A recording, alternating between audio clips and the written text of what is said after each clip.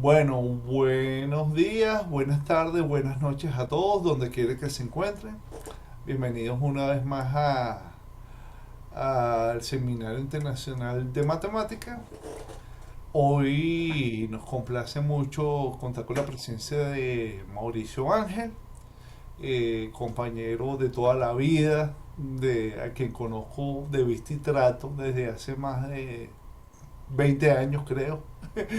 Compartimos en la Universidad Central de Venezuela muchas experiencias, desde la licenciatura, la maestría, el doctorado, y es un gran amigo, pues en lo personal. Mauricio se encuentra ahorita en Ecuador y está trabajando actualmente en la SPOL en Ecuador, eh, pero bueno, en Venezuela, además de la universidad, también tuvo servicio en administración pública en el Estado, está en Ecuador desde 2015 residenciado y trabaja en análisis topológico de datos, homología y homología persistente, análisis de ecuaciones estructurales y análisis de envolvente de datos. Eh, bueno, entonces, sin más nada que decir, gracias Mauricio por haber aceptado la invitación y ahora los dejo con nuestro expositor del día de hoy. Adelante, Mauricio.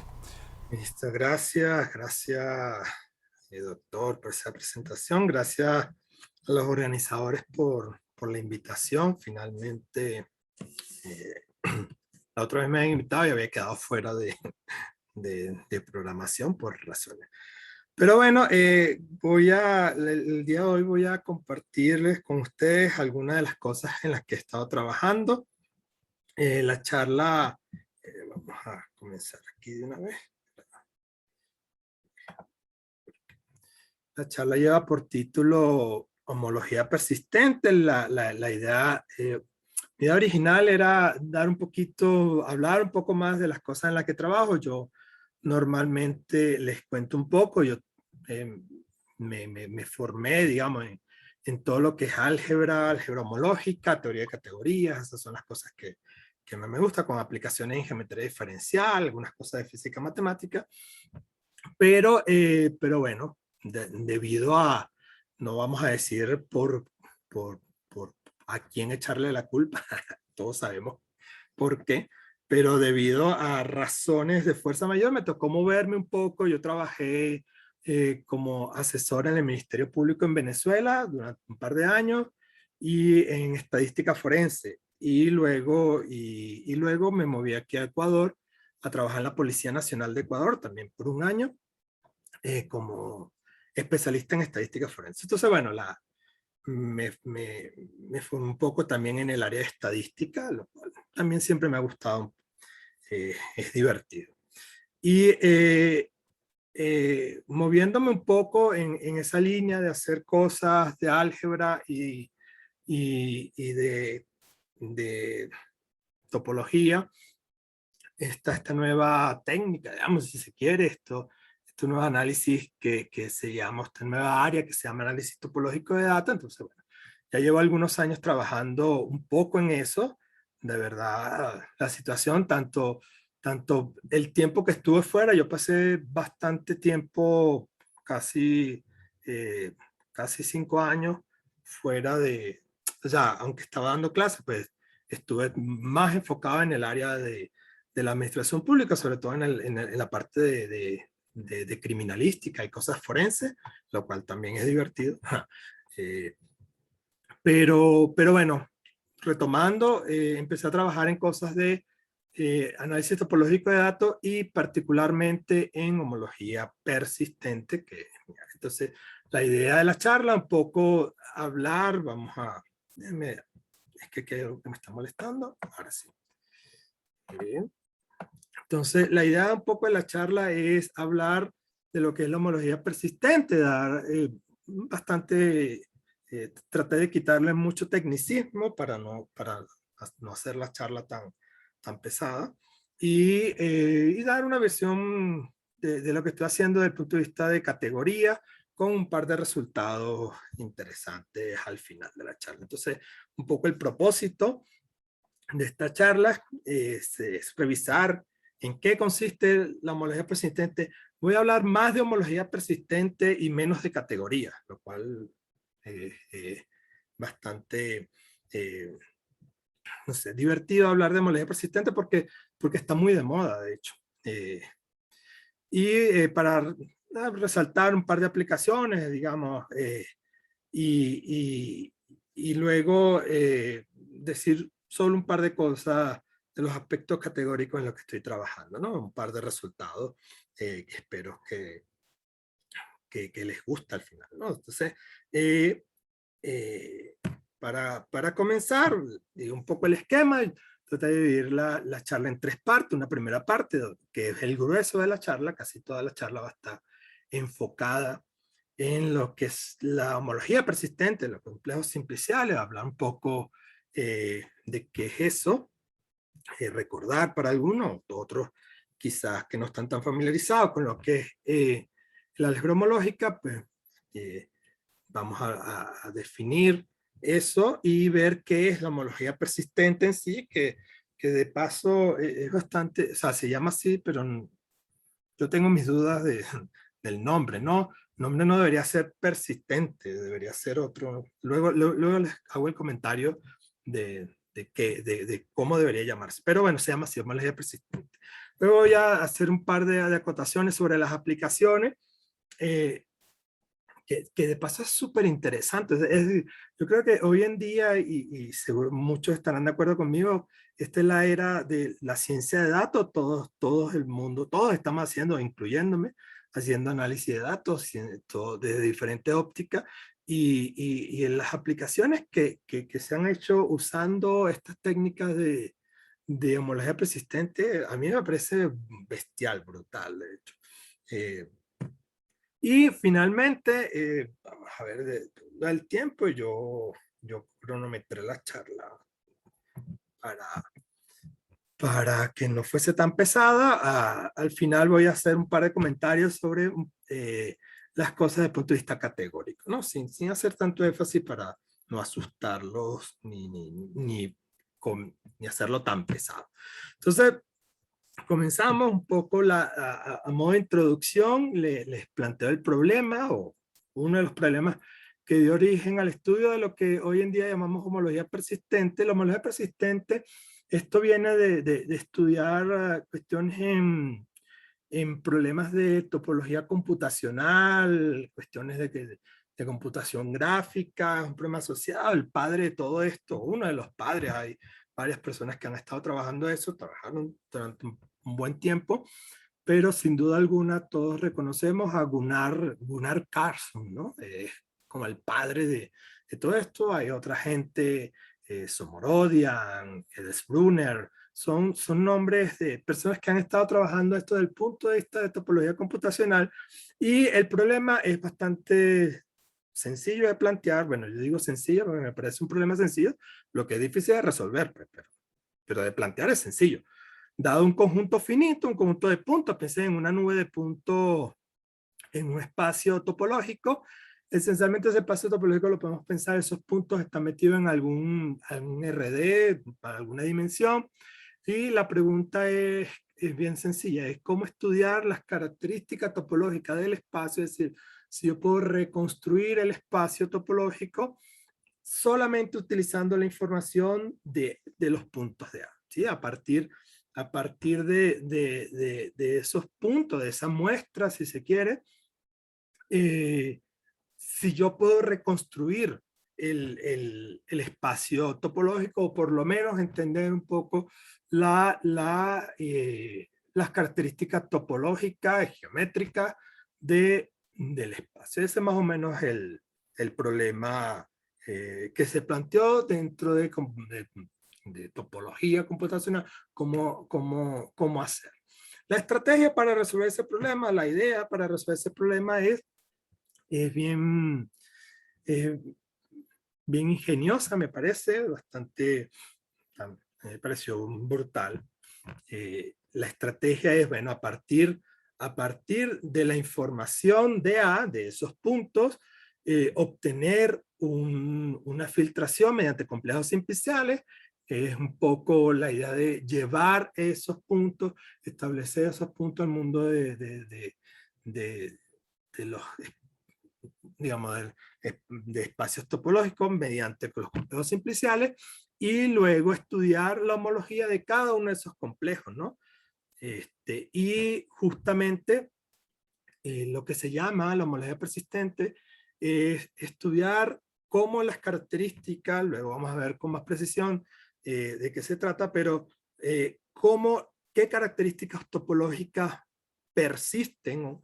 Y entonces aquí es donde viene la palabra persistencia, a medida que yo tomo la filtración de los complejos, o sea, una filtración de complejos simpliciales sobre esa nube de puntos, voy formando espacios cada vez más complicados, digamos, y voy estudiando las características topológicas que se repiten o que permanecen a lo largo de la filtración. Entonces, claro, por eso es que se llama persistente y por eso es que yo digo que el nombre debería ser como permanente más bien. O sea, las características que permanecen o las características que se van repitiendo a lo largo de la filtración, ¿no? Esa es más o menos la idea.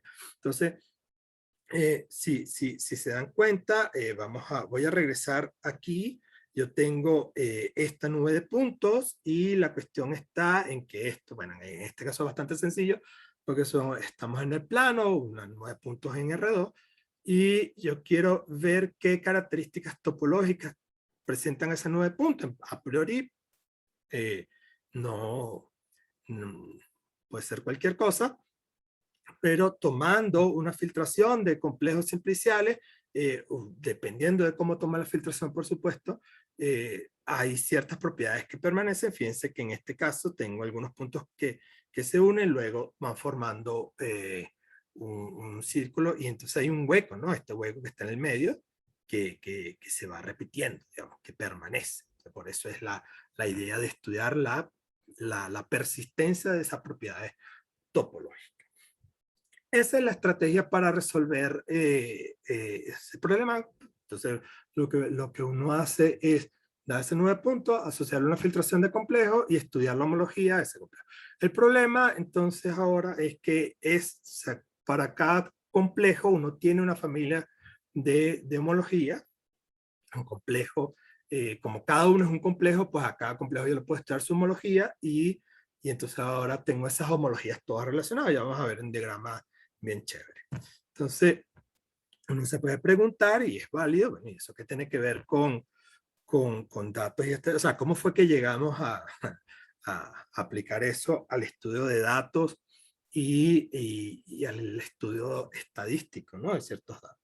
Entonces, la respuesta viene por un par de resultados bien chévere. El primero, estos son unos datos, esto es viejo, este es el cuarteto de Anscombe, que es bastante, creo que es del 73, si no me equivoco.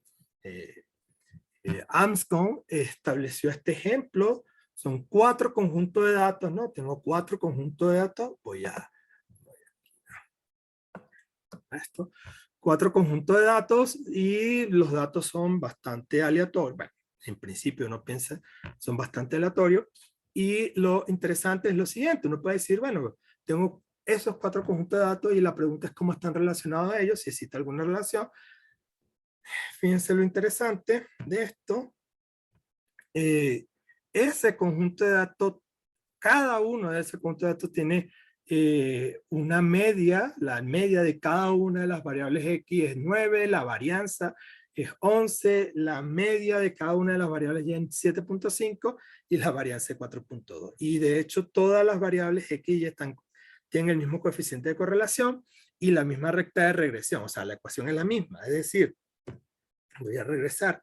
Cada uno de estos datos, el primer conjunto de datos X y Y, tiene exactamente la misma media, varianza, y la recta de regresión va a ser exactamente la misma que este segundo conjunto, este tercer conjunto y este cuarto conjunto. Es exactamente la misma. O sea que desde el punto de vista de estadística descriptiva,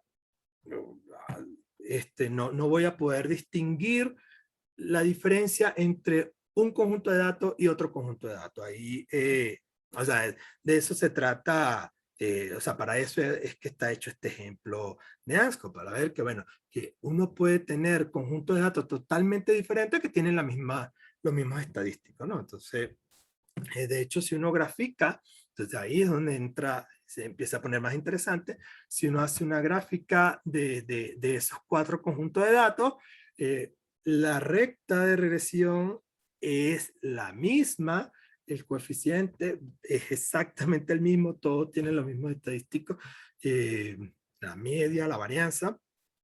Sin embargo, ellos lucen bastante diferentes, ¿no? O sea, tienen una diferencia sustancial además, ¿no? O sea, no solo que diferente, sino que además bastante diferente, muy diferente. Entonces, este es un ejemplo interesante, este ejemplo es de Ask, del 73, creo que eso, y hay uno un poquito, y aquí es donde se pone más interesante, el datasaurio, la docena de datasaurio, estos dos señores, Matejka y Fritz Morris, ellos, este es de 2000, si no me equivoco, 2017, creo que, ¿no? Hicieron un, un estudio para hacer exactamente lo mismo que AMSCOM, pero con diferentes conjuntos de datos. Entonces, esta es la parte divertida de la charla. Si se quedaron hasta aquí, pues nada, esto es lo divertido de la charla. Luego se pone más divertido. Entonces, fíjense que los datos, fíjense cómo van cambiando. Yo tengo diferentes conjuntos de datos, de hecho se llama, aquí hay 13 familias de datos, tienen más conjuntos de datos, donde la media, las medias de las variables X y Y son las mismas, la desviación va exactamente la misma, el coeficiente de correlación es el mismo. Entonces, sin embargo, la forma que tienen los datos, el significado que tienen los datos aquí es totalmente, se ve totalmente diferente, y eso, pues nada, es curioso cómo saber. Uno se puede preguntar, bueno, pero eso es por cómo están diseñados los datos, o sea, como que está hecho a propósito para que eso, para que estos estadísticos sean los mismos. Sin embargo, no deja que de causar curiosidad, porque la moraleja es, bueno, yo puedo tener datos totalmente diferentes, o sea, muy diferentes, y que tengan los mismos estadísticos. Entonces la pregunta es, en este caso visualmente, se puede, o sea, uno puede visualmente verlo, ¿no? Pero hoy en día con el tema del Big Data y con la cantidad de información que uno maneja, pues visualizar los datos puede ser bastante complicado, ¿no? O sea, que aquí uno lo puede ver, ¿no? Porque está en el plano y quizás con 3 variables lo puede hacer, pero imagínate que tiene 200 variables, pues puede ser bastante complicado visualizar algo ahí, ¿no? Entonces, claro, por eso, justamente pensando en lo que hizo AMSCOM, hay un señor que es bastante famoso dentro del campo de la visualización de datos, la cual es un área también muy interesante, lo de visualización de datos, que es Edward Tufte, no sé cómo se pronuncia, que hay un libro muy famoso que se llama, no sé cómo se llama, visualización de datos, probablemente cualitativo y cuantitativo, algo así. Es un libro bastante, eh, una referencia, digamos, en todo el tema de visualización de datos, y él comienza diciendo, pues hay que mirar los datos antes de analizarlos. Justamente el ejemplo que coloca es el conjunto de datos de AMSCOM, ¿no? O sea que antes de hacer cualquier proceso de análisis estadístico, uno debería tener por lo menos una idea de cómo se comportan los datos, de qué forma tienen, para ver o sea, eso es una gran ayuda al momento de analizar los datos. Entonces, claro, les comentaba, en el caso de que tenga 2 variables, inclusive 3 variables, pues uno puedes hacer alguna visualización que te permita identificar ciertas características, pero, pero les comentaba, con el tema del Big Data, pues puede ser bastante complicado. Aquí les muestro este ni siquiera es un ejemplo mm, complicado, complejo, digamos, no tiene tantos datos como uno pensaría. Este es un estudio que hizo un grupo de la Universidad de Columbia, me parece, y analizó el discurso del Estado de la Unión, que es un discurso que dan todos los años, tengo entendido, dan todos los años los presidentes en Gringolandia, y que habla de cómo, o sea, el estudio habla de cómo, de cómo ha variado, cómo ha cambiado, hacen un análisis usando minería de texto, digamos, eh, para ver cómo ha cambiado el discurso político a lo largo de los años. Estamos hablando de más de 200 años, ¿no? Desde George Washington hasta Barack Obama, y son más de 200 años, todos los años, dando un discurso. Analizaron más de 2 millones de palabras y pues nada, consiguieron algunos hechos interesantes, y lo interesante, me pareció interesante, yo no sé qué les parece a ustedes, no sé si les parece interesante o no, pero a mí me pareció súper interesante el hecho que Gringolandia es un país de migrantes, ¿no? Y se supone que está formado por migrantes y todo, pero a lo largo de los años los temas alrededor de los cuales gira el discurso del Estado de la Unión tiene poco que ver con migración. De hecho, la migración, fíjense que está por aquí abajito, casi no primero que en los últimos años ha estado un poco más, eh, ha estado un poco más en boga. Sin embargo, a lo largo de los años, no. Esto, digamos, te da una idea de cómo utilizar las nuevas herramientas de análisis de datos la nueva herramienta eh, tenemos, o sea, tenemos muchas herramientas hoy en día y montones de datos que te permiten obtener nueva información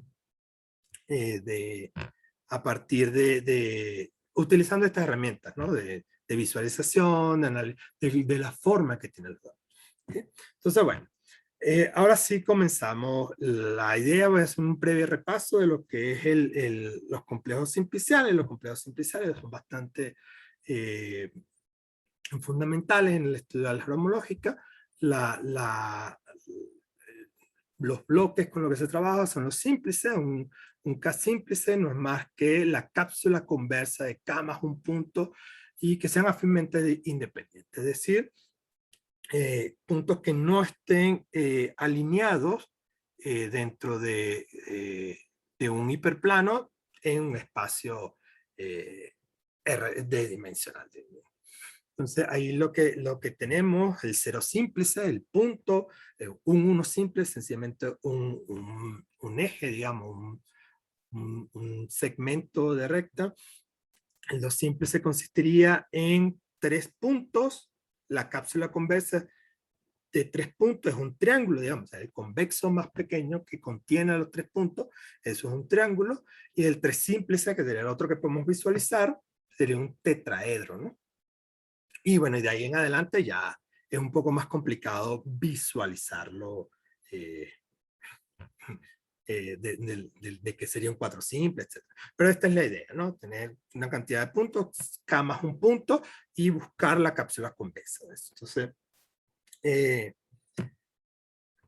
un complejo simplicial no es más que un complejo simplicial es sencillamente un conjunto finito de símplices, ¿sí? Son varios símplices que cumplen las siguientes condiciones. Si yo tengo un elemento en ese complejo simplicial y tau es una cara del símplice, es decir, yo tengo un símplice, un conjunto, son varios símplices juntos, ¿no? Pegados de alguna manera.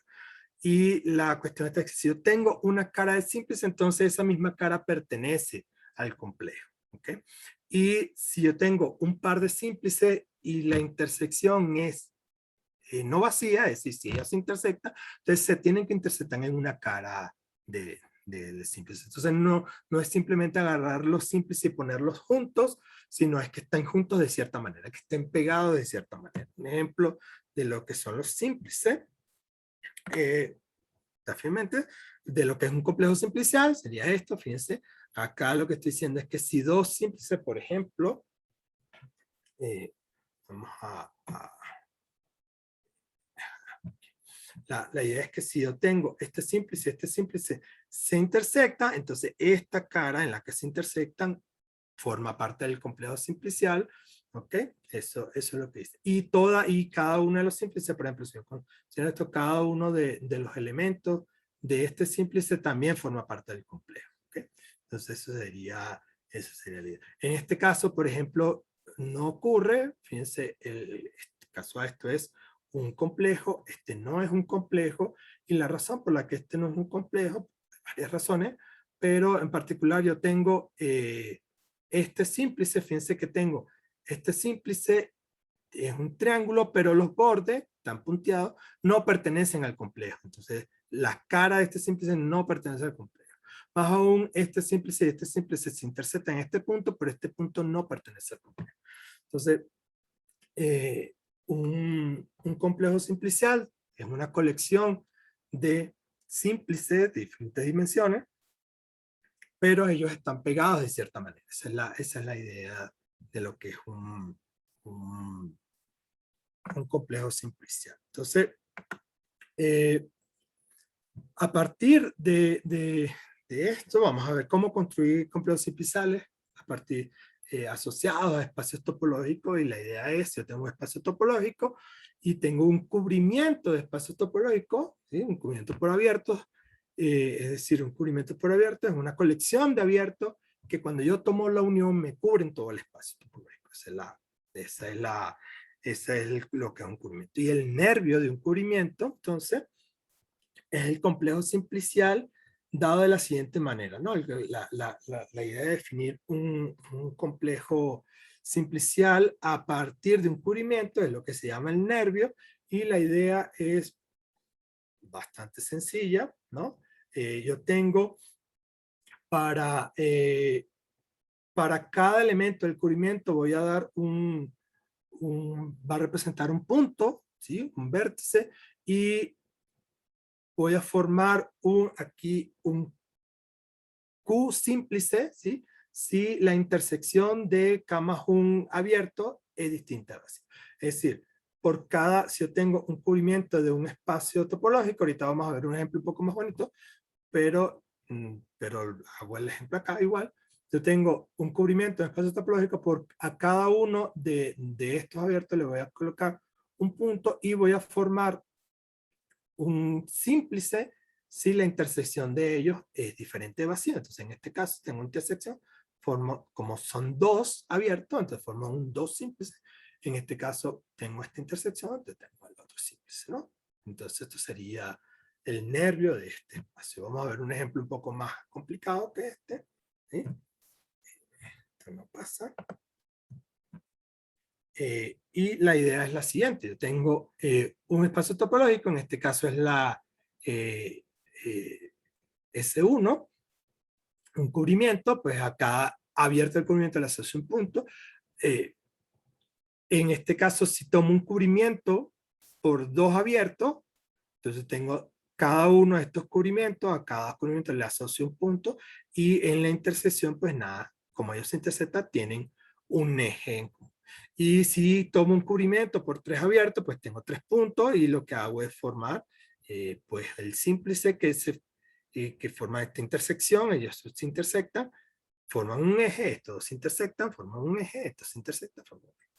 De esa manera voy asociando el nervio, lo que hace es asociarle a un espacio topológico, tomo un cubrimiento de ese espacio y le asocio un complejo simplicial a ese cubrimiento. Obviamente depende del cubrimiento, eso hay que decirlo, ¿sí? Dependiendo del cubrimiento voy a tener un espacio topológico. Importante, el lema del nervio. El nervio es, si quiere, el que nos permite hacer, o el que permite hacer topología computacional. De hecho, Si yo tengo un cubrimiento de X tal que cada abierto es contráctil, es decir, es homotópicamente equivalente a un punto, y las intersecciones de su conjunto no vacío son contráctiles, es decir, no solo cada abierto es contráctil, sino las intersecciones también son contráctiles, entonces el nervio de ese cubrimiento tiene el mismo tipo de homotopía que la unión. Entonces, para ilustrar el lema del nervio, aquí sí se ve completamente de lo que trata el nervio y el lema del nervio. Que si yo tengo un espacio topológico, que puede ser un espacio topológico bastante complicado, eh, simplemente para ilustrar, hacemos este ejemplo, tomo un cubrimiento, ¿sí? Y al cubrimiento, ¿sí? Le asocio el nervio de ese cubrimiento. Entonces, la parte interesante es que si este descubrimiento es tal que cada uno de los abiertos es contráctil y las intersecciones también son contráctiles, entonces el tipo de homotopía de este espacio topológico es exactamente igual al tipo de homotopía de este complejo simplicial. De modo que estudiar la topología del espacio topológico, digamos las propiedades topológicas del espacio topológico, es equivalente a estudiar digamos, las propiedades topológicas del complejo simplicial. La ventaja es que estudiar las propiedades topológicas del complejo simplicial es mucho más sencillo, ¿no? Esa es más o menos la idea. Entonces, algunos solo lo voy a mencionar por completitud. Hay diferentes tipos, ¿no? De complejos. Dentro de estos complejos simpliciales hay diferentes familias. Se creen complejos de Sheck, que son los primeros que yo vi y son bastante interesantes, ¿no? O sea, están directamente asociados con los cubrimientos.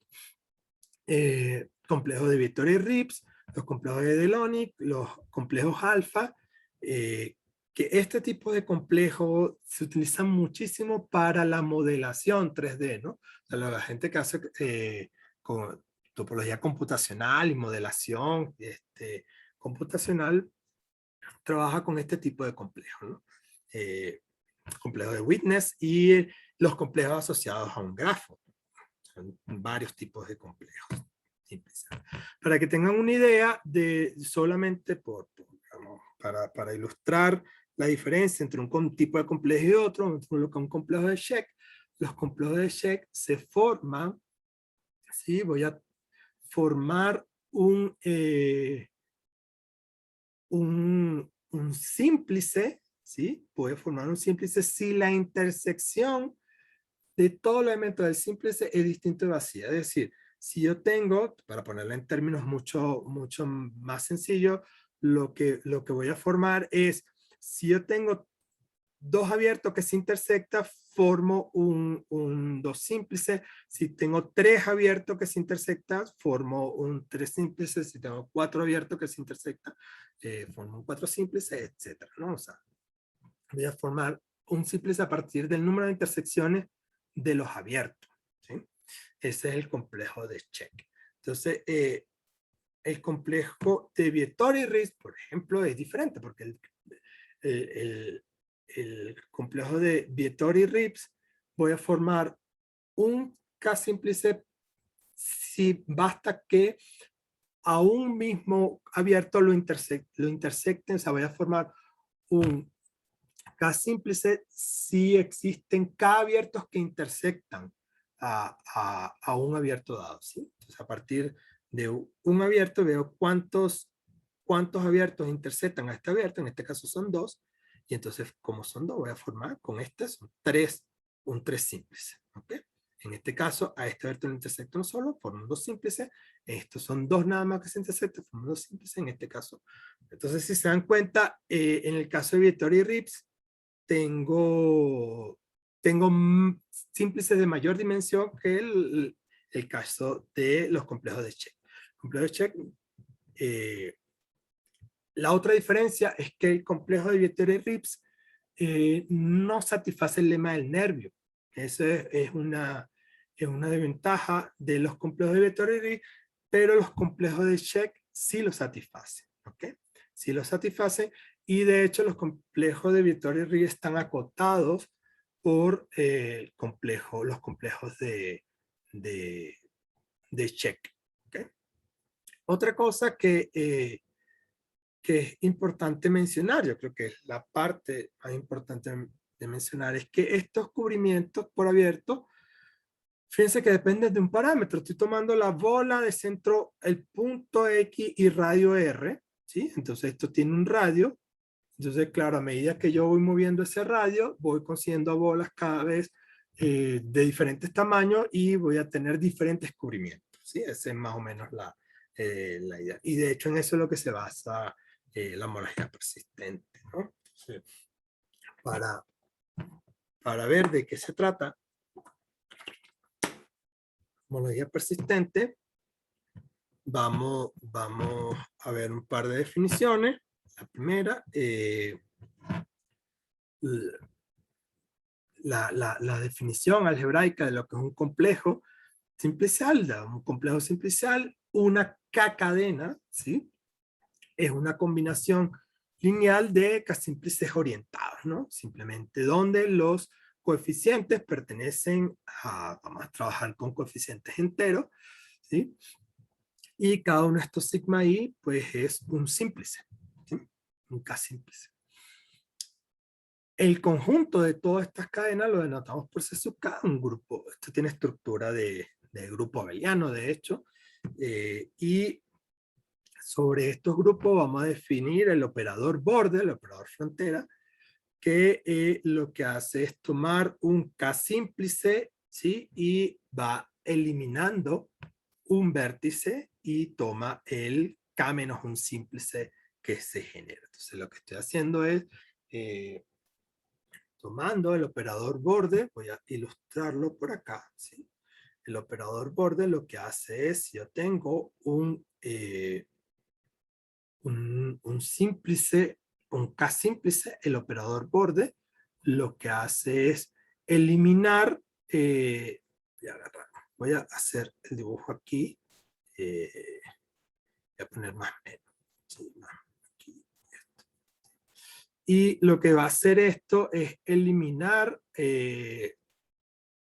todos los símplices y trabajar con el que queda, ¿no? Entonces, cuando elimino un vértice, estoy quitando esto lo que significa que estoy eliminando el iésimo vértice, entonces, y tomo el K-símplice o el símplice con los vértices que me quedan. Entonces sería esto que está acá. Si elimino este vértice, el K-símplice que me queda es esta cara de acá, y si elimino este vértice, el K-símplice que me queda es esta cara de acá. Entonces, por eso se llama el operador borde, porque lo que está haciendo es asociándole a cada K-símplice su frontera, ¿sí? O sea, azul. Y este signo pues tiene que ver con este menos 1 a la i a medida que me voy moviendo por los diferentes vértices. ¿Okay? Entonces ese es el operador borde. El resultado, digamos, que algunos lo llaman el teorema fundamental de la homología simplicial, es que el operador borde satisface esa condición. La composición de dos operadores consecutivos es cero, ¿no? Uno puede simplemente decir el operador borde satisface la ecuación del cuadrado vale cero. Recuerden que lo que tengo aquí es una sucesión de operadores K-1, K-2, K-3, etcétera, ¿sí? Y lo que estoy diciendo es que si yo compongo dos veces, pues nada, llego a cero, ¿no?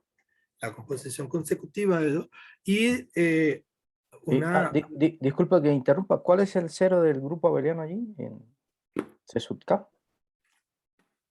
En este caso, el cero es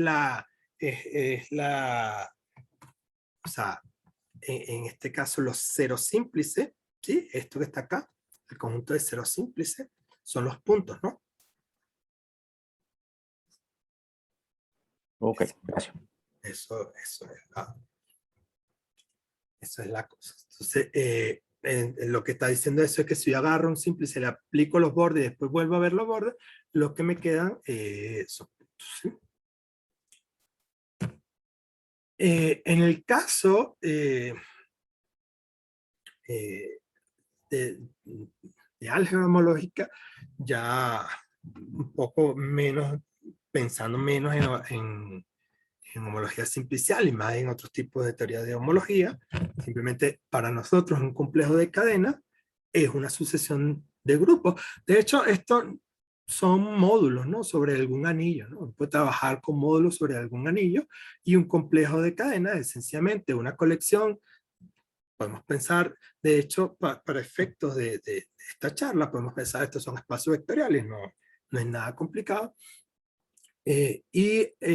El punto interesante es que es una serie de grupos de objetos conectados por un morfismo, que es lo que llamamos el diferencial, ¿no? Aquí está con el índice de sub k para reflejar que en cada uno de los elementos tengo un operador, ¿sí?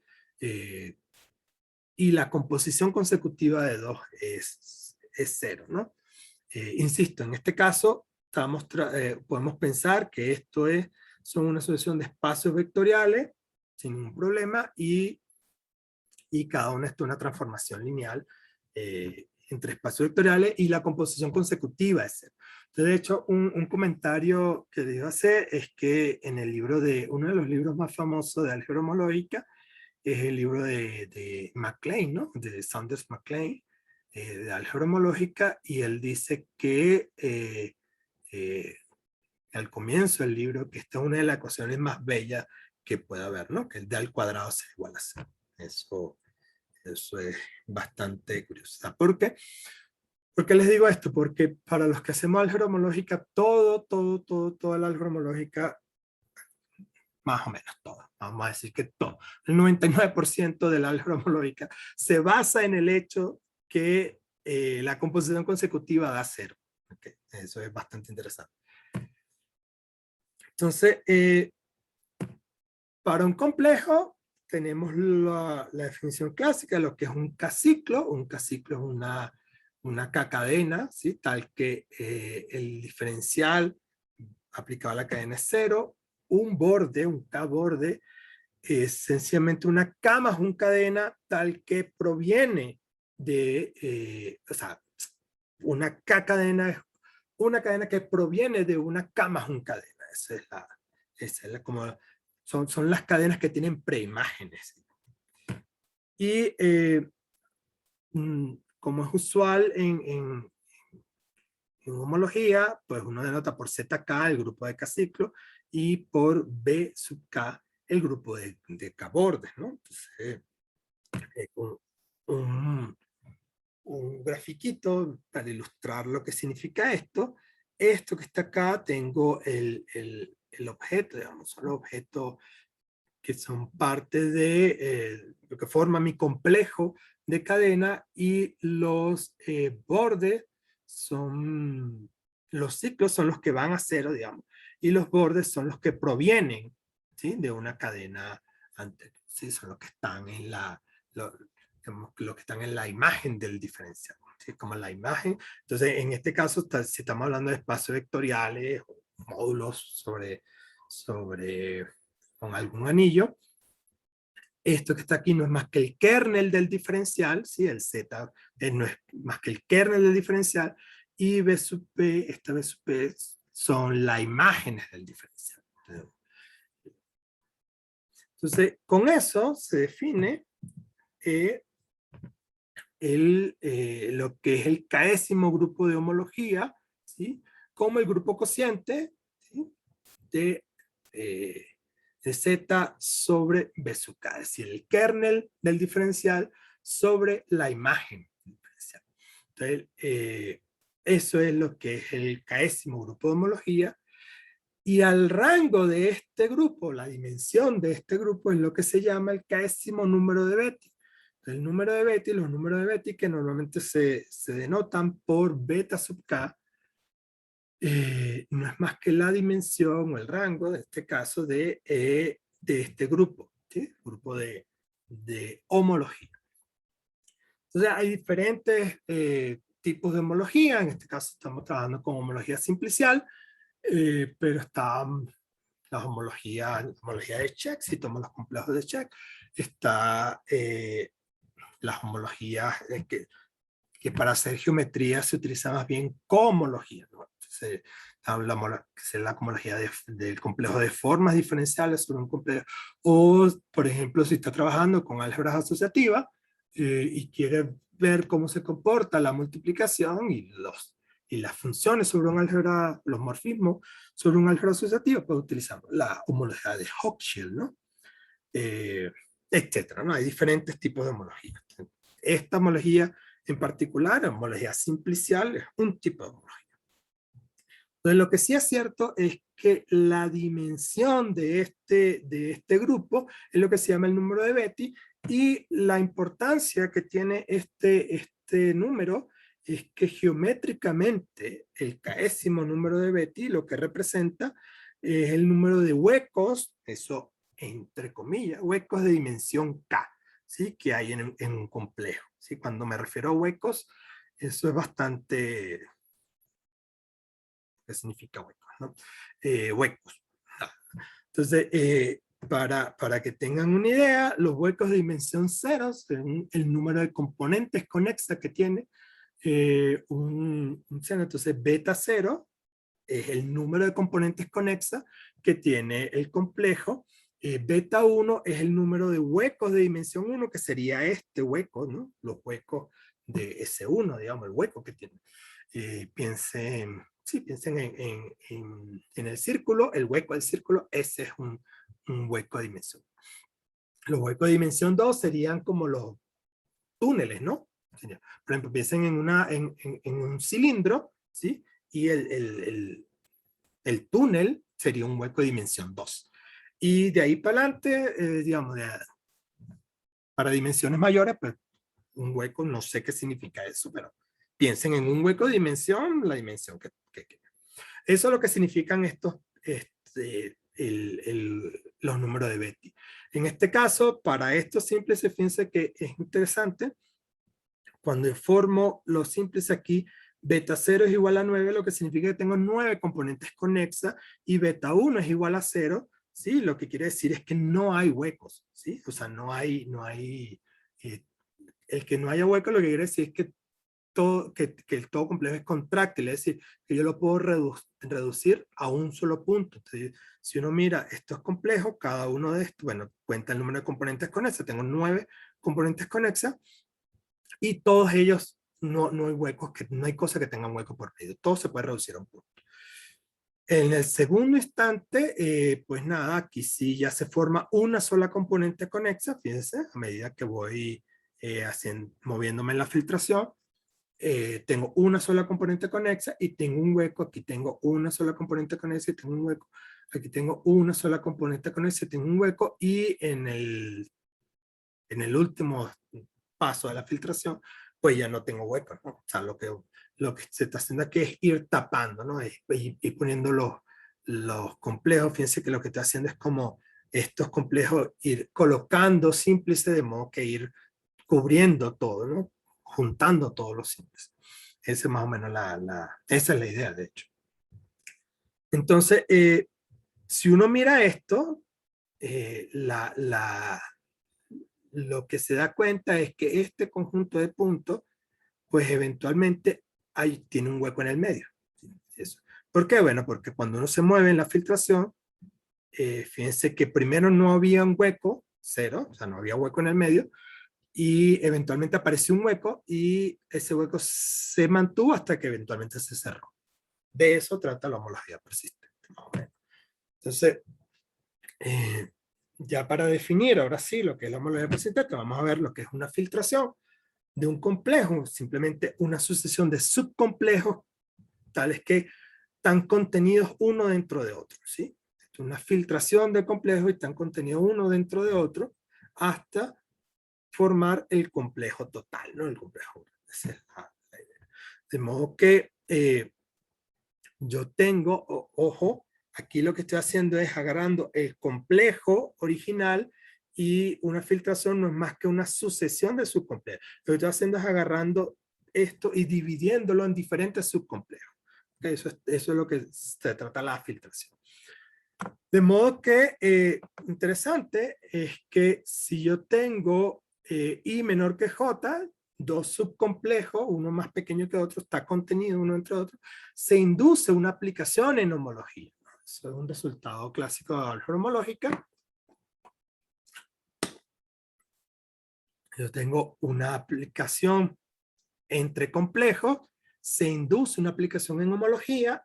Esta aplicación en homología me da una sucesión del grupo homológico, digamos, que lo que hace es filtrar el késimo grupo de homología. Cada uno de los grupos de homología va a estar siendo filtrado por estos subcomplejos. Es decir, regresar aquí, este complejo tiene su homología asociada, pero este complejo tiene su homología asociada, él tiene su homología. Cada uno de estos complejos tiene su homología. Entonces lo que estoy diciendo es que, de hecho, el complejo total, la homología del complejo total se puede filtrar a través de la homología de los subcomplejos, de la filtración. Entonces, esquemáticamente, esta sería la imagen de verdad, de lo que es. Yo tengo un complejo simplicial, tengo una filtración de complejo, y cada uno de estos forma un complejo, así que cada uno de estos tiene su homología asociada, es un complejo de homología asociada, ¿sí? Cada uno de estos. Entonces fíjense que lo que está pasando es que estoy agarrando los grupos de homología del complejo y filtrándolo, es decir, descomponiéndolo, si se quiere, una especie de descomposición en cada uno de estos grupos, ¿sí? Entonces, la definición de lo que es el késimo grupo de homología persistente en grado R es simplemente la imagen de esta aplicación. De la aplicación del késimo grupo de homología del subcomplejo R y el késimo grupo de homología del subcomplejo R+1. Esa es más o menos la idea. Esquemáticamente, lo que significa es esto, ¿no? Yo lo que estoy estudiando es, yo tengo mi grupo de homología y estoy agarrando las clases, ¿sí? En el iésimo grupo y eventualmente me voy moviendo a través de la filtración hasta llegar a cero. Entonces, este tiempo que está acá es lo que se llama la persistencia de la clase. Uno agarra una clase en el iésimo grupo de homología y mira cuándo la clase se hace cero, ¿no? Eso es. De cuánto persiste. Eso es lo que se llama la persistencia de la clase. Entonces vamos a decir que la clase nace en I, ¿sí? Nace en K sub I si la clase no es cero aquí. Y muere en K sub J menos 1 si eventualmente cuando le aplico el diferencial aquí, la inclusión, voy a cero. Eso es la persistencia. Entonces, con esto uno puede mirar lo que se llama el diagrama de barras. El diagrama de barras es el tiempo de duración de una clase. Yo tengo en mi conjunto, en mi diagrama de homología persistente, digamos, yo tengo el complejo. El complejo tiene su homología asociada. Esa homología lo que hago es filtrarla por grupos de homología, y lo que estoy mirando es dónde nace una clase y dónde muere. Este tiempo es lo que se llama el tiempo de vida o el tiempo de persistencia de cada una de las clases. Entonces, la homología persistente sencillamente son las imágenes de esta función.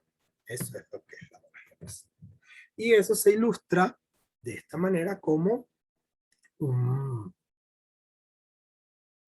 el tiempo de duración de las clases. esto es lo que se llama el diagrama de barra y lo que mide es el tiempo de vida de las diferentes clases, más que de las clases, de la dimensión de los grupos de los números de Bethe, ¿no? De la dimensión de los grupos de homología. Entonces, claro, por ejemplo, fíjense aquí, pasa de un tiempo inicial a un tiempo 0, tiempo 1, hay 9 componentes conexas, después todas esas componentes se perdieron, se eliminan, y queda una sola componente conexa con un hueco, y ese hueco dura por un tiempo hasta que eventualmente desaparece. ¿Sí? Esa es la idea de estudiar la persistencia. ¿Puedo preguntar algo? Claro, claro. Aquí puedo explicar. Bueno, aquí nací un círculo y aquí se muere. Pero si hay una otra línea aquí, o no, bueno, aquí y aquí. Quiero decir que el círculo sobrevivir, pero ¿es eso o es eso? Y quiero decir que un nuevo círculo nací, pero ¿cuál es? Claro, no, en ese caso lo que tendría es, o sea, si por ejemplo tienes un coso que vaya que aquí, tienes, en este caso aquí deberían aparecer 2 líneas, ¿no? Sí. Porque fíjate que aquí aparecen 9 líneas porque aquí hay 9 componentes conexos. Entonces aparecen 9. En este caso, si yo tuviese una línea aquí, tendría 2 huecos diferentes. 2 huecos diferentes, entonces claro, aquí debería aparecer 2 líneas. Sí, imaginemos que esta línea no está aquí, pero aquí sí. Entonces hay Claro. línea. Sí, ya. ¿Cuál es el Claro, nuevo y cuál es el viejo? Y claro, si eventualmente llega aquí y aquí desaparece, dices tú, o aparece, eventualmente aparece en este punto, lo que entiendo que dice, ¿no? Sí. O sea, que aquí no está y eventualmente está acá, lo que diría en este caso es que aquí aparece una línea, ¿no? ¿Sí? Entonces, claro, eso sería interesante porque lo que está pasando es que eventualmente cuando se mueve, llega un momento donde aparece otro hueco. ¿Sí? Eso. Y de hecho se puede tener casos donde aparezca por un tiempo y desaparezca y eventualmente vuelva a aparecer, ¿no? O sea, puede ser que a medida que me voy moviendo en la filtración, van apareciendo huecos, desaparecen, vuelve a aparecer. Eso pasa. Entonces, bueno, ahorita quizá con el ejemplo del toro se ve, hay ejemplos un poco más complicados, por supuesto, pero... Entonces, por ejemplo, en el caso del toro, si yo tengo una nube de puntos que representa el toro, no puse la referencia, pero hay una parte interesante de esto, y es que hay unos, no tengo ahorita la referencia a la mano, pero hay unos tipos que hicieron un análisis del toro, y la pregunta es la siguiente: si yo tengo una nube de puntos que representa un toro, utilizando los métodos clásicos de análisis de datos, no hay forma en que yo pueda determinar de que eso es un toro. Es decir, que tiene un hueco en el medio, ¿sí? que es una dona.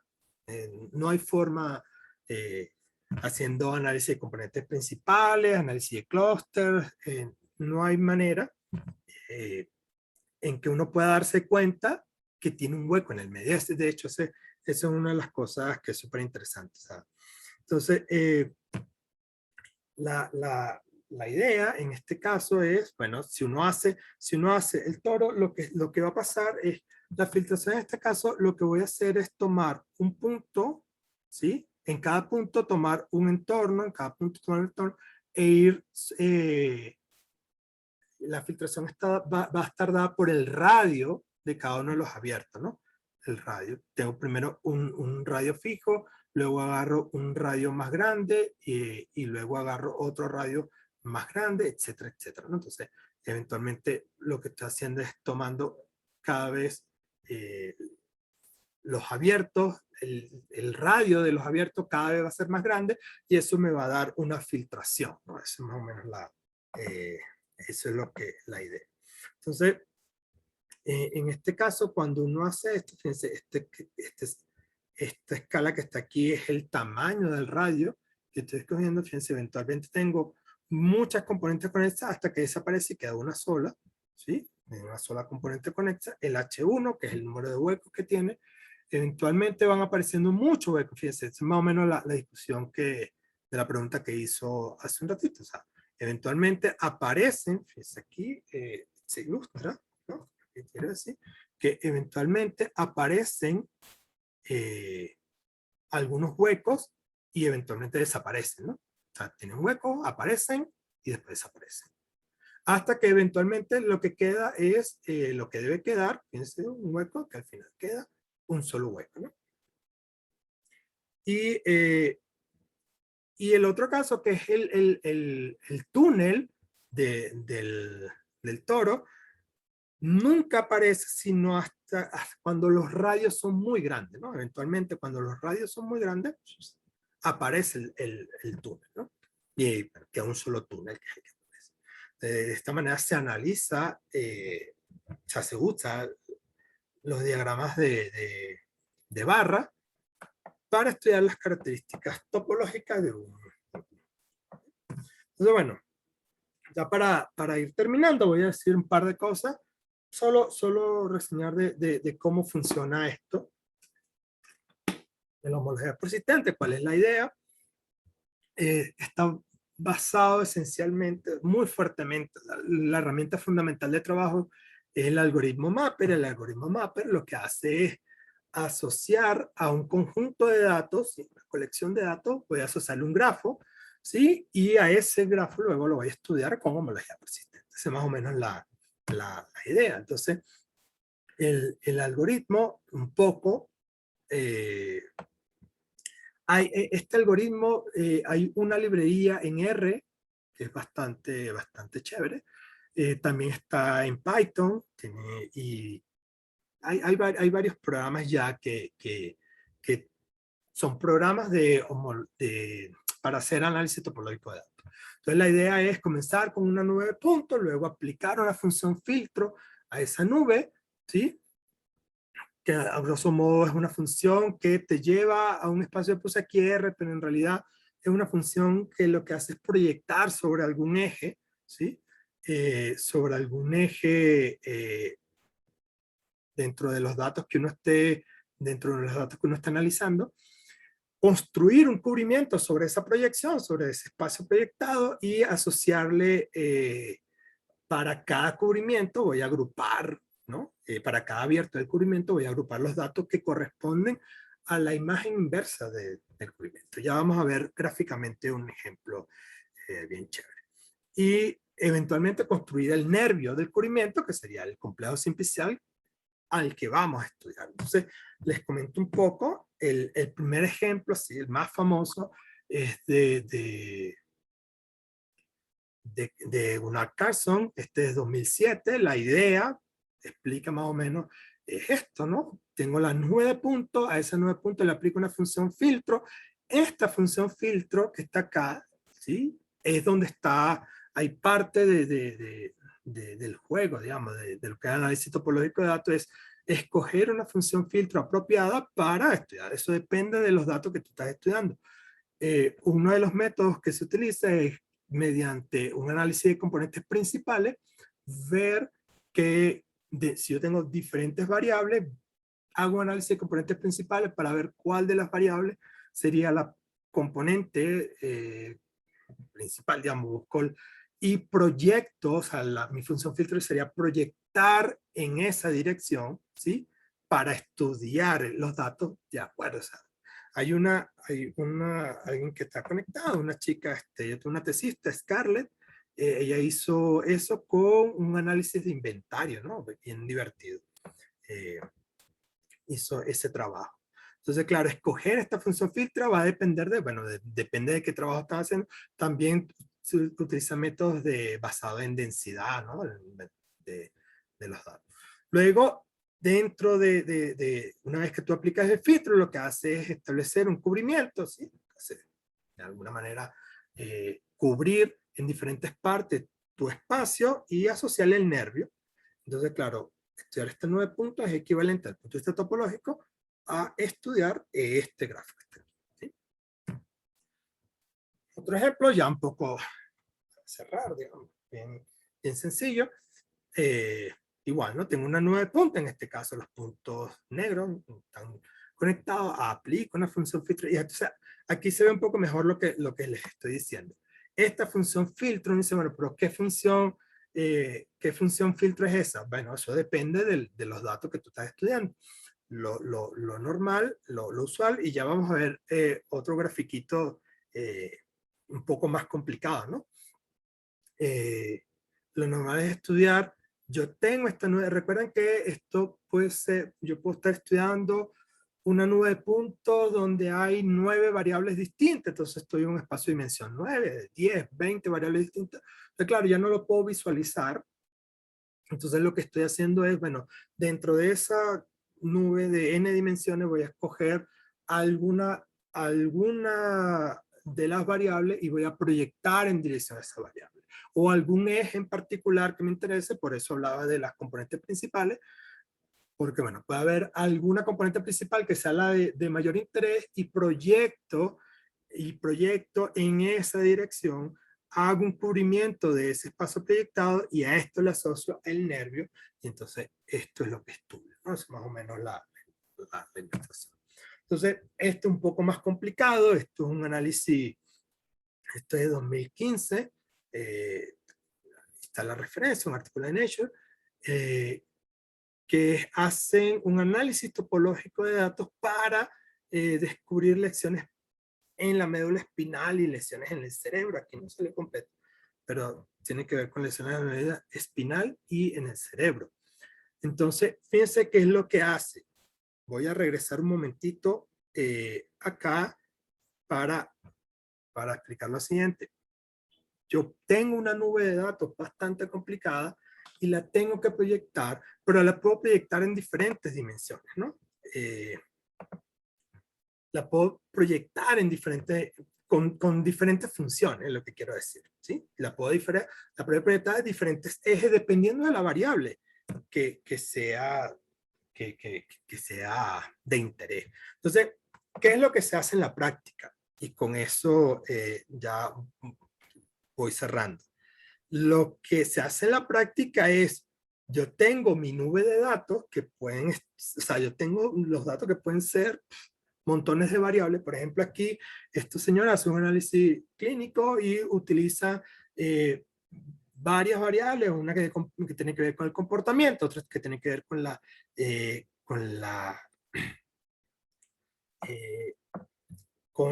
la histopatología.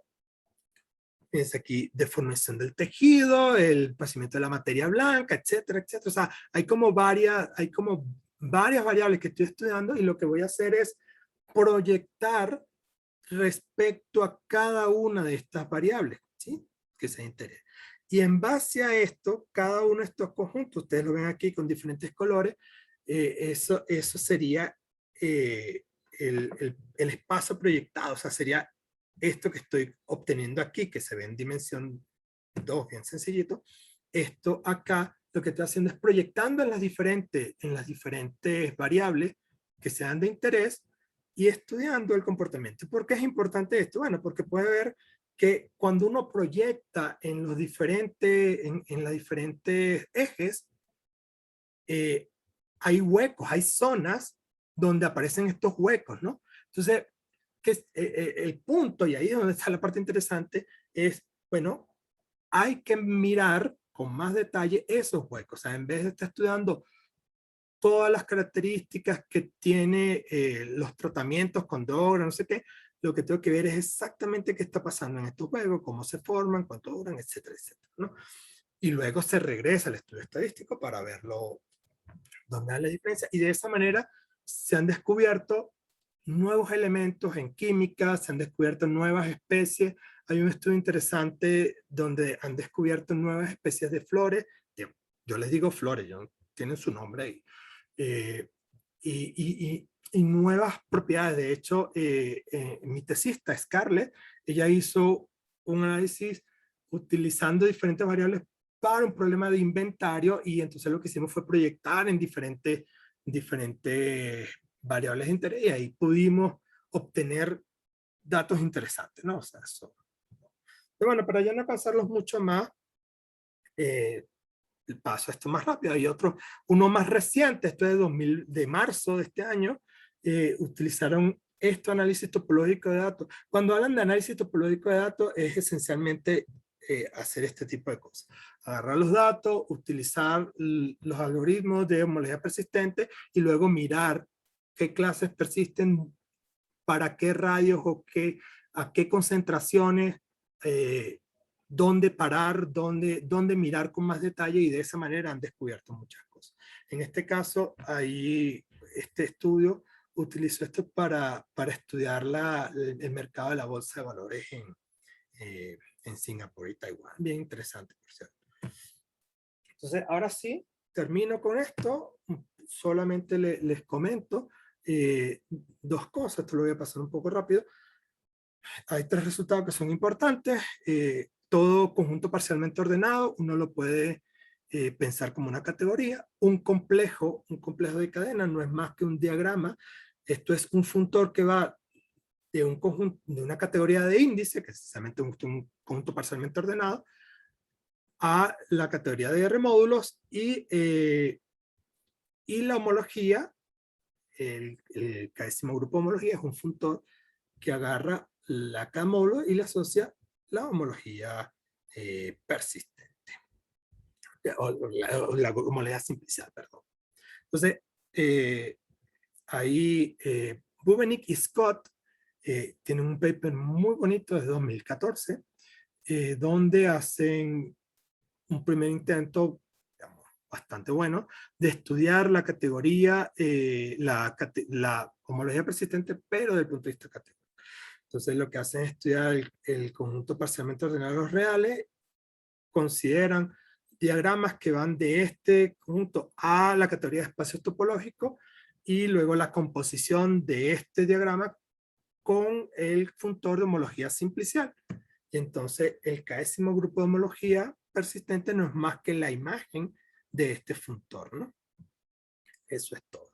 Okay, eso sería, entonces la homología persistente no es más que la imagen de un funtor entre categorías. Interesante es que yo lo que estoy haciendo ahora es trabajando en un par de cosas, y con esto termino. Yo estoy trabajé con una cosa que se llama n complejos, que una complejo no es más que igual una sucesión de elementos, pero que la composición de n elementos consecutivos es cero. ¿Sí? Eso es lo que es un n complejo. Bastante interesante, poco estudiado, por cierto. Pero entonces, el teorema es que si yo tengo un complejo donde toda clase, un complejo de cadena, donde toda clase tiene un tiempo de vida finito, es decir, nace y muere en un tiempo de vida finito, si yo escojo n como el máximo de duración de la persistencia, entonces la homología persistente de ese complejo es un n complejo. Y entonces con eso sí cierro la bóveda. O sea, es interesante porque lo que estoy haciendo es asociando la homología persistente, que no es más que un conjunto de imágenes, ahora la estamos poniendo en un objeto dentro de la categoría de complejos, y es que es un n complejo. ¿Okay? Eso es. Este teorema es un resultado preliminar, o sea, el resultado que estoy trabajando ahora es la otra versión, digamos, que si yo tengo un n complejo, si ese n complejo proviene de estudiar la homología simplicial, es decir, si ese n complejo no es más que una filtración de un complejo de verdad. El problema de los n complejos es que los n complejos no son complejos en el sentido usual, o sea, no hay homología en el sentido usual. Está la n homología y es bastante complicado, pero hay una identificación en algunos casos. Por ejemplo, en el caso de la homología simplicial, está muy bien estudiada por Castle, pero yo lo que quiero ver es si ahora todo n complejo proviene de una filtración, y no es más que, o sea, si hay una identificación entre la categoría de homología persistente y la categoría de n complejo. Eso. Entonces, bueno, hasta acá. Gracias. Gracias, Mauricio. Entonces vamos a abrir el espacio para las preguntas. Hay una en el chat. Quien también quiera puede abrir el micrófono. Voy a hacer primero la que está en el chat, que es de Scarlett. Ella pregunta que si el análisis topológico de datos se puede aplicar tanto para variables cuantitativas y cualitativas o solo aplicar para trabajar con variables cuantitativas. Eh, Bueno, Scarlett, eso deberías saberlo. No, es una buena pregunta, de hecho, gracias por la pregunta. La respuesta es que el problema real para aplicar este análisis topológico de datos, una de las cosas que no mencioné, es que de alguna manera los datos, ese conjunto de datos que tú tienes, las variables, tienen que venir con una noción de distancia entre ellos, ¿no? Ahí tiene que haber una noción de distancia entre ellos. Entonces, en el caso de las variables cualitativas, es un poco complicado, ¿no? Establecer una noción de distancia entre esas variables. O sea, mi respuesta sería, yo pensaría que sí, ¿sí? En un sentido mucho más abstracto, no con los algoritmos que están hasta ahora en R. O sea, porque esos trabajan con esencialmente los complejados simples. O sea, meten esos datos dentro de algún RN y trabajan ahí con la distancia, la métrica de bottleneck, hay otras métricas, pero siempre hay una métrica de fondo. En este caso, para variables cualitativas, no sé la respuesta. Me imagino que sí se podría, pero podría ser más complicado desde el punto de vista práctico, digo, trabajarlo en R, no sé. Gracias. Carlos Parra, ¿quieres? Sí, no, solo agradecer por la charla, muy interesante. Y bueno, desde el punto de vista de categorías, yo veo que hay muchas cosas que se pueden hacer o explotar, ¿no? O sea, por ejemplo, en los funtores que colocaste, no sé si podías colocar las slides, Claro, por ejemplo, en el, no, en el resultado de... Ajá, por ejemplo, ahí que cuando tienes el poset y tal, y tienes el funtor, creo, ¿no? Creo que lo que tienes ahí es como un sistema dirigido de espacios vectoriales, si no me equivoco. exacto, sí. Y quizás tienes ahí un límite directo que puede ser interesante ver qué pasa con él, no sé.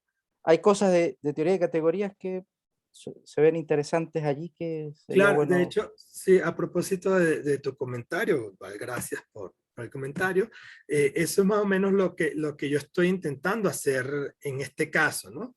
En este caso de los n complejos, claro, cuando la persistencia es finita, sí es muy claro que es un n complejo. El problema es cuando la persistencia es infinita, es decir, tú puedes tener complejos donde una clase nace, pero nunca muere. O sea, entonces se llaman clases que tienen vida infinita. Y el problema allí es que yo no puedo demostrar que es un complejo, pero lo que se me ocurrió, y bueno, me confirma que por ahí debe haber algo, alguna idea, es que quizá hay un límite directo, o sea, que no es exactamente un n complejo, sino es el límite directo de algunos n complejos, quizá. Ajá. Eso puede ser. Sí, Sí, eso es. quizás es eso.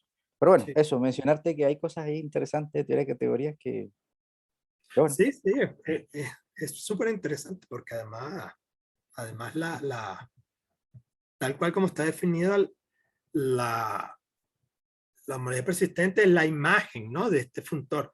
Pero la pregunta es, bueno, ¿y en los objetos qué pasa? O sea, ¿cómo, cómo funciona? Mm. Sí, bueno, eso. Así que muchas gracias. Dice, no, gracias. Permiso. De hecho, la próxima charla va a ser Carlos Parra, No, buenísimo. de hoy en 15. Yannick. Sí, gracias Mauricio por la charla. Hay muchas preguntas. ¿Se escucha? Sí, sí, claro que sí, Yannick. Yo tengo muchas preguntas. Bueno, voy a hacer dos preguntas en esa misma lámina. El orden que consideras en R es el total, me imagino, ¿cierto? Sí. Bueno, primera pregunta, ¿qué pasa si consideras R con un orden parcial o si generalizas ese funtor a partir de un POSET cualquiera. Esa es la primera pregunta. Y la segunda pregunta es un poco naif, pero los números de Betti están relacionados con la característica de Euler, y en muchas áreas, estudios de arreglos hiperplanos,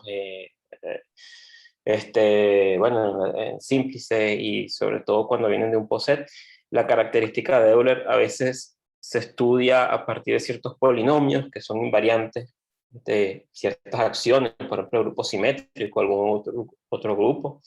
Mi pregunta es, ¿hay manera en tu estudio, en las láminas anteriores donde tenías los números de Betti, en el estudio de la persistencia, hay algún polinomio detrás que uno pueda estudiar relacionado con los números de Betti?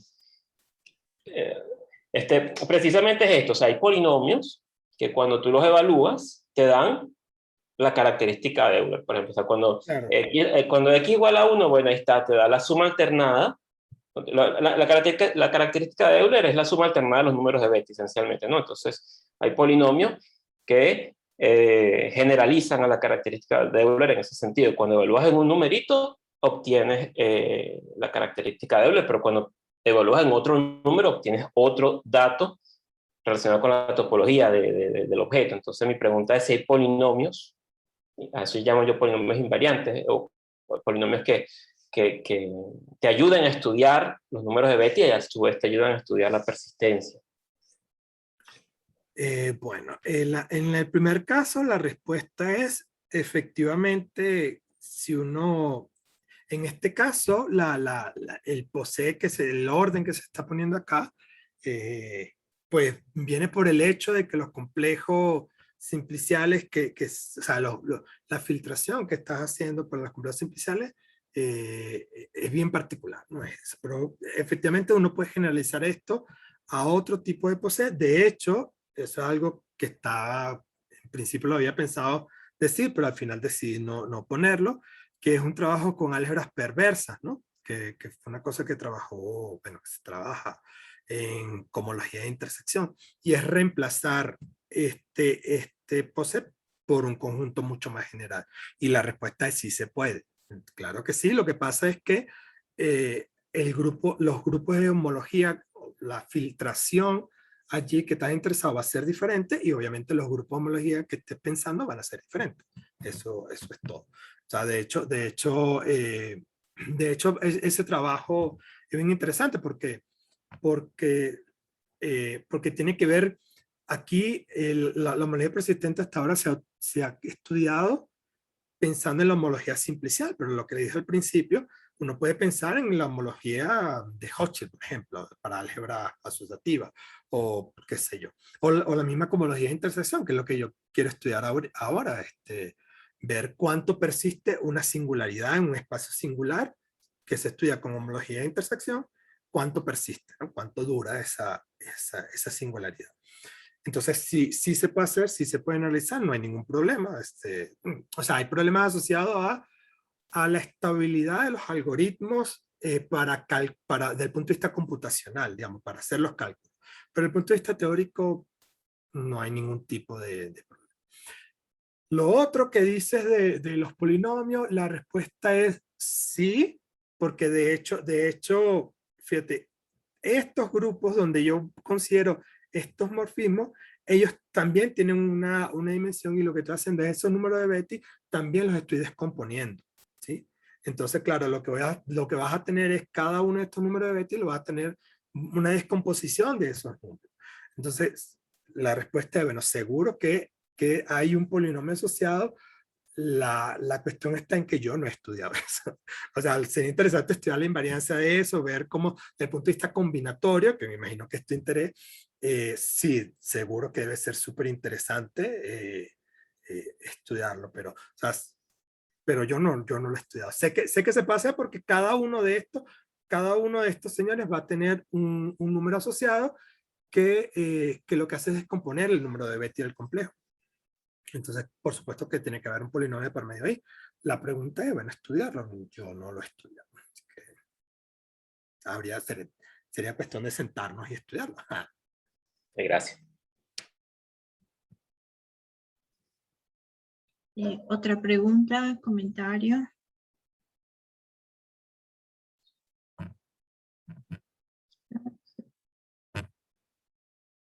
Hay varios comentarios agradeciendo, felicitando por la charla.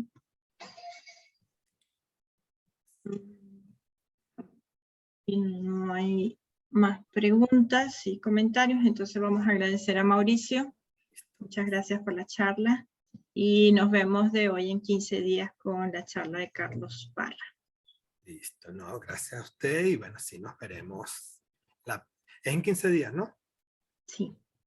Listo. Bueno, gracias, gracias. Yo me retiro porque tengo una reunión ahora.